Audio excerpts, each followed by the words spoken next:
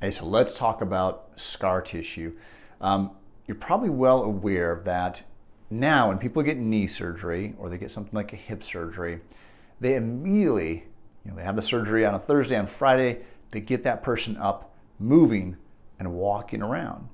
Now, back in the mid 80s, early 80s, and prior to that, if they did knee surgery, if they did hip surgery, they would put them on bed rest for weeks at a time because they didn't know what they know now. So what they found is that when you go immobile, if you're not moving a joint, that within 2 weeks of that immobility, it starts to lay down the scar tissue and it starts the degeneration process. So they would do the surgery and then they'd have them sit on bed rest, and they didn't realize at the time they were starting to lay down the scar tissue. So they did a rat study, it was back in 1987, Tapio Vitamin, and they would immobilize the joints of these rats, and they would do these MRI studies, and they found, again, within 7 to 10 days, less than 2 weeks, it started this scar tissue and this degeneration process.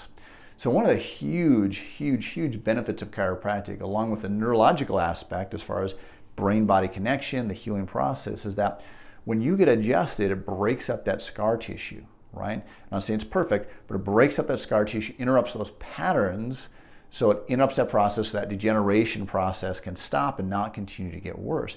The other interesting thing about this is that scar tissue, that degenerative process can happen, and most often happens, without pain. So you don't realize that this process is happening. So often, again, times people come into my office and they've had back pain maybe on and off for a while, or maybe their pain just started, and we take an x-ray of their spine. They've not had an x-ray before, and we can see all this degeneration in their spine that took 15 or 20 years to get there, even though their back pain or neck pain just started a week or two before.